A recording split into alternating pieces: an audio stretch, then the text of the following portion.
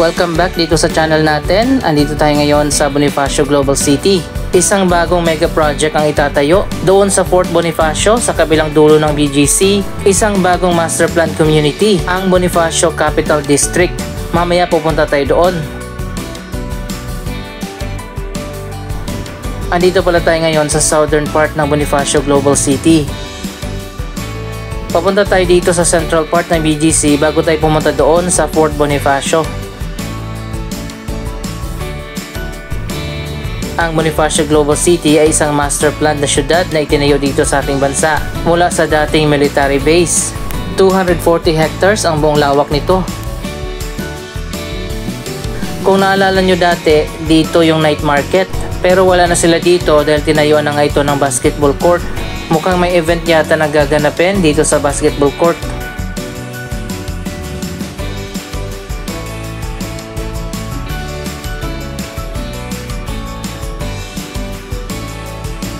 Dito sa BGC, napakarami mga open spaces, katulad ng mga park, garden, linear park, at maliliit na mga garden sa gitna ng mga building.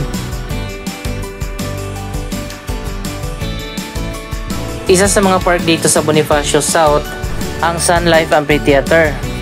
Dito yan makikita sa Alveo Central Plaza sa BGC Art Center.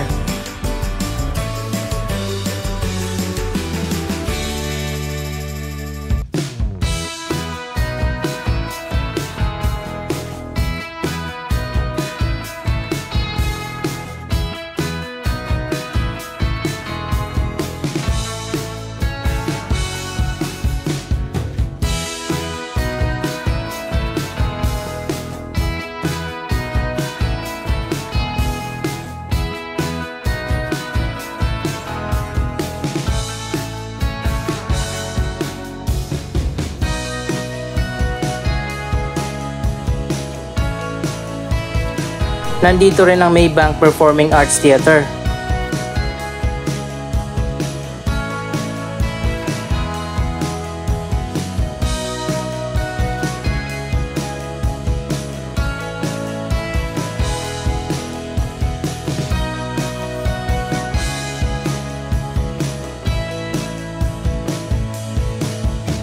Iba talaga ang master plan dito sa BGC. Malalawak yung mga kalsada, pati na yung mga sidewalk.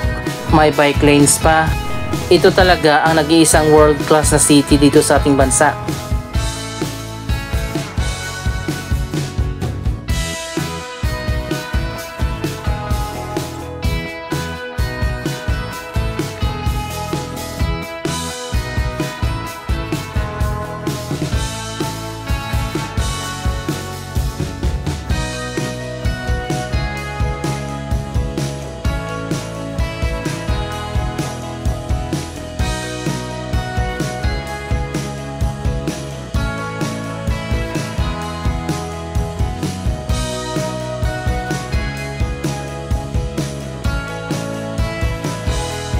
Napakalinis dito at napakaayos tingnan. Pedestrian friendly kahit hindi na kailangan pa magtayo ng underpass at overpass.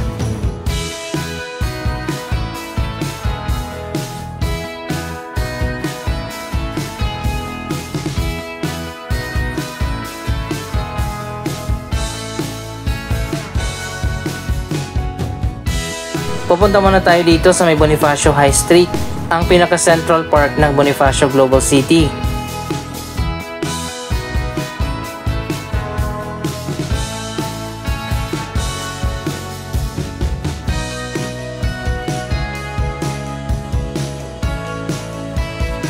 Andito pala tayo sa dulo ng Bonifacio High Street. Dito rin makikita natin ang mga attractions, katulad ng inilagay na dalawang giant 3D LED screen.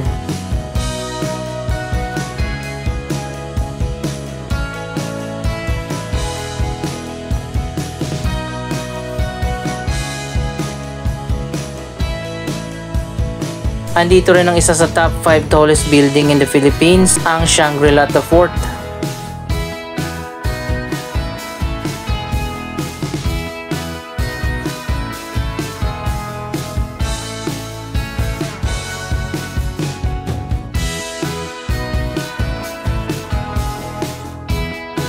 Sayang at hindi nakabukas ngayon itong fountain. Napakaganda ng fountain dito, mala Las Vegas ang ganda. Ito yung pangalawa at pinakabago na giant LED billboard. Ikinabit yan dito sa may Central Square Mall.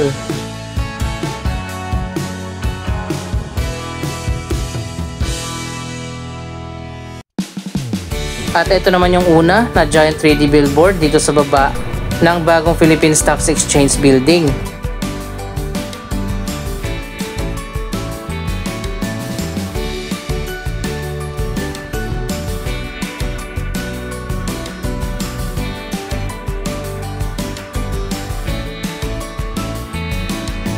Naging tourist attraction na rin dito sa BGC ang dalawang giant 3D billboard.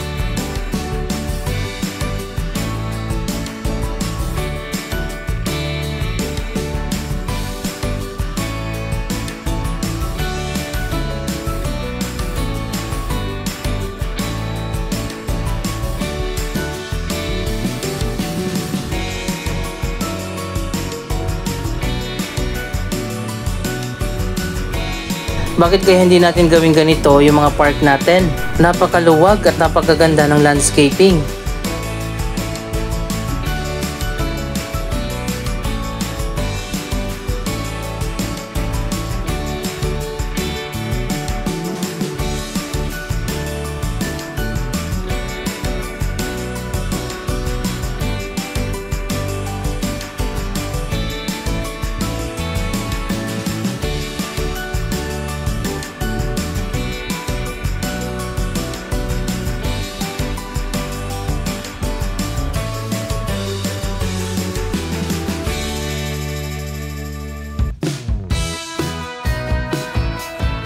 Ang Ayala Center nga pala sa Makati ay kasalukuyang nagsasagawa ng redevelopment project.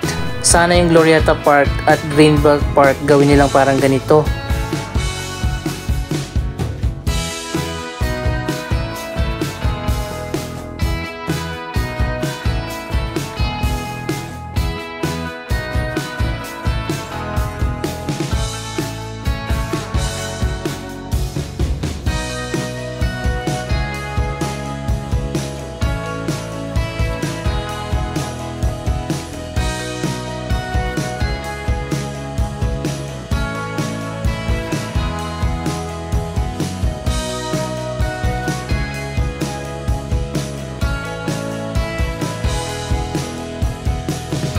Ang Bonifacio High Street ay may haba na 1 kilometro pero hinati-hati ito sa iba't ibang mga park.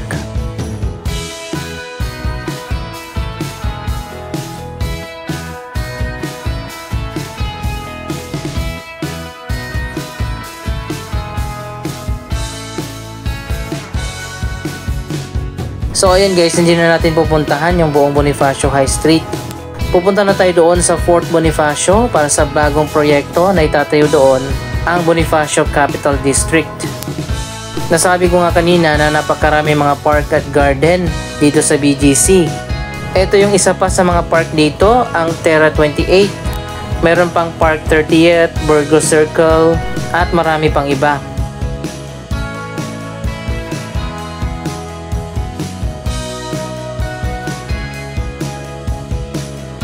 Ito naman yung sinasabi ko sa inyo ng mga linear park sa gitna ng mga building.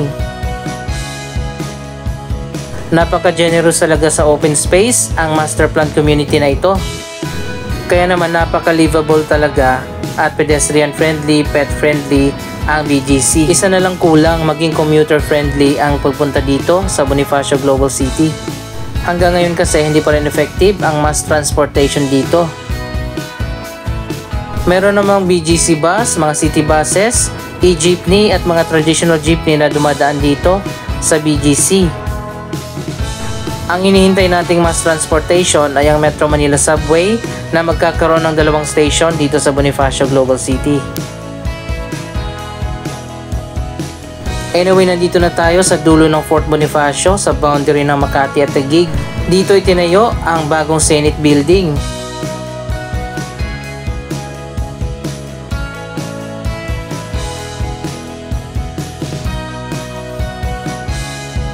Katabi lang nito ang location ng bagong project na itatayo, ang Bonifacio Capital District.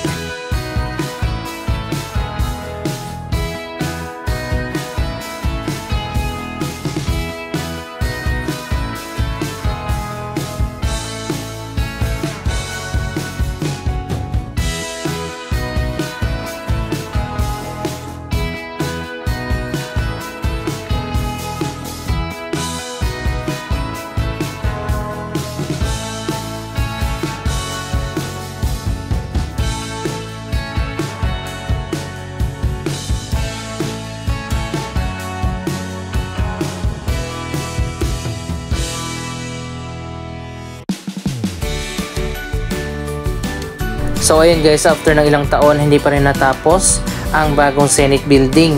Tumaas pa nga ang budget para sa proyektong ito. Mula sa original budget na 8.9 billion, ngayon aabot na di umano sa 23 billion pesos. Kaya naman pinapa-audit pa ngayon ng Senado kung bakit kailangan na ng ganun kalaking halaga para matapos ang proyektong ito.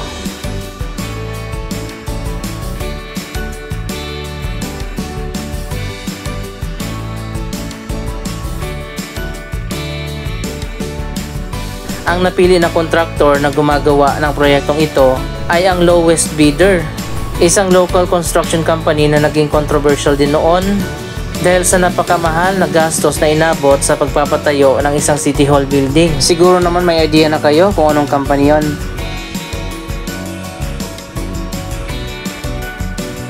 Noong isang araw lang in-announce na ng BCDA na naibenta na at nabili ng Robinsons Land Corporation ang katabing property na kinatatayuan ng new Senate building. Dito sa unahan ay makikita nyo naman may malawak na property dito. Nabili na yan ng Robinsons Land Corporation sa halagang 3 billion pesos. At in-announce na rin ang bagong proyekto na itatayo dito, ang Bonifacio Capital District.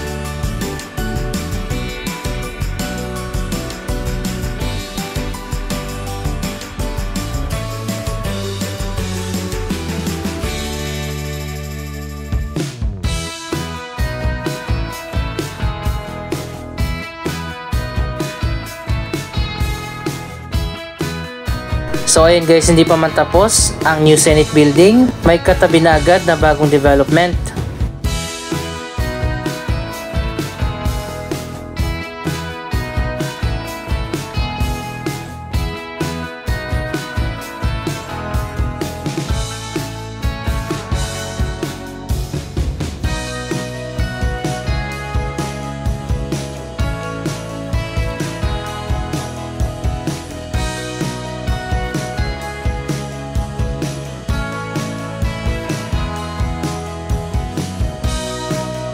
Sana matapos na itong bagong Senate building.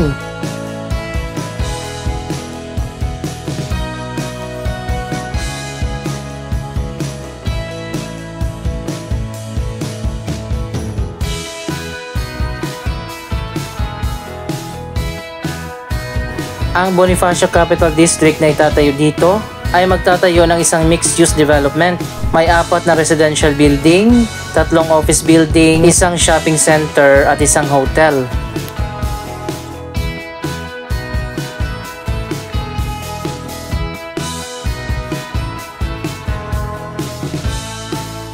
Dito rin itatayo ang Metro Manila Subway Senate DepEd Station.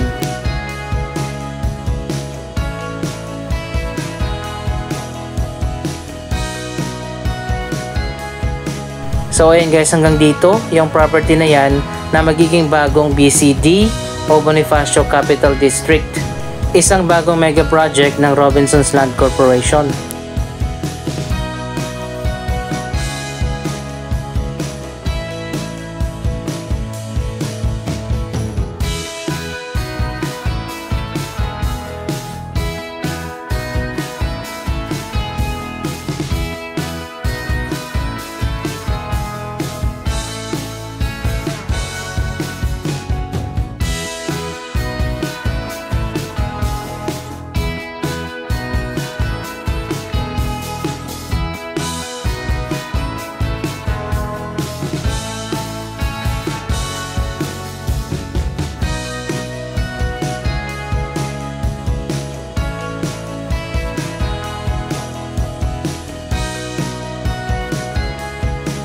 Anong masasabi nyo sa bagong Bonifacio Capital District? Mag-comment lamang dyan sa baba ng inyong mga reaksyon. Maraming salamat sa inyong panonood. Don't forget to like, share, comment at subscribe. Thank you for watching.